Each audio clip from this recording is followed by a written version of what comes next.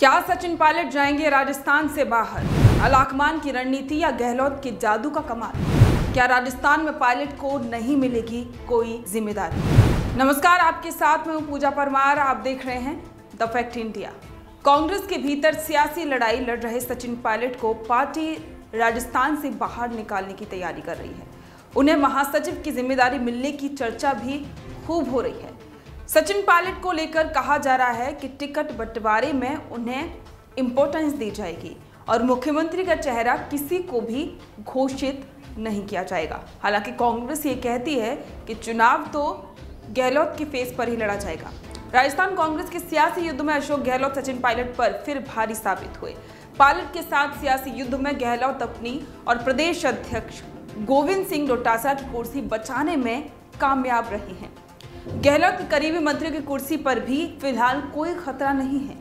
अब जानकारों का ये मानना है कि इस बार भी अगर कांग्रेस सरकार बनाने में कामयाब रहती है तो अशोक गहलोत की दावेदारी को खारिज करना कांग्रेस के लिए आसान नहीं होगा।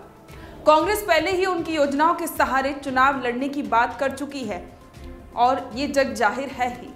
ऐसे में सवाल उठता है कि गहलोत ने ऐसा क्या दांव चला जिससे सचिन पायलट सियासी पस्त होने को मजबूर हो गए।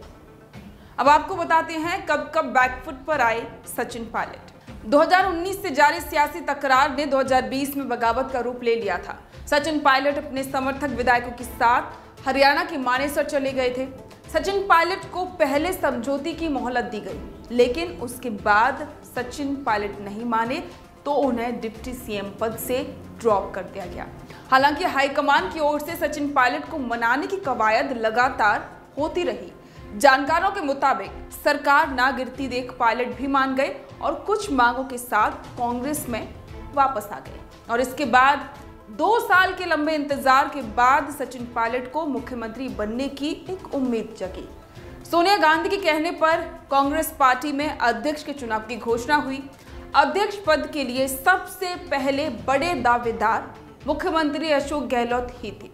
अशोक गहलोत तो कांग्रेस हाईकमान ने नामांकन के लिए संदेश भी भिजवा दिया। अशोक गहलोत अध्यक्ष बनने के लिए पूरे तैयार भी हो गए। एक लाइन का प्रस्ताव पास कराने के लिए अशोक गहलोत के घर पर सभी विधायकों की मीटिंग बुलाई गई। इस मीटिंग के बाद पायलट की ताजपोशी लगभग तय मानी जा रही थी और सचिन पायलट ने सभी से मिलना भी शुरू कर दिया था। हालांकि मीटिंग से पहले ही विधायकों ने बगावत कर दी। गहलोत के करीबी मंत्री शांति धारीवाल के नेतृत्व में 89 विधायकों ने इस्तीफा दे दिया।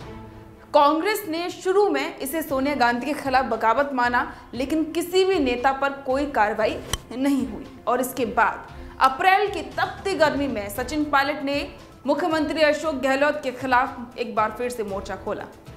पायलट ने वसुंधरा राज्य के भ्रष्टाचार को मुद्दा बनाया और इस पर लड़ाई लड़ने की बात कही। अशोक गहलोत ने जवाबी पलटवार किया और 2020 की घटना का एक बार फिर से जिक्र किया। दोनों में इसी बात को लेकर खूब बहस भी देखने को मिली, हालांकि सीधे तौर पर ना सही। फिर खूब सियासी ड्रामा हुआ। आखिर में फिर वही कहानी अलाकमान पायलट को मनाने में कामयाब रहा और उसे सीएम गहलोत की जीत के रूप में भी देखा गया।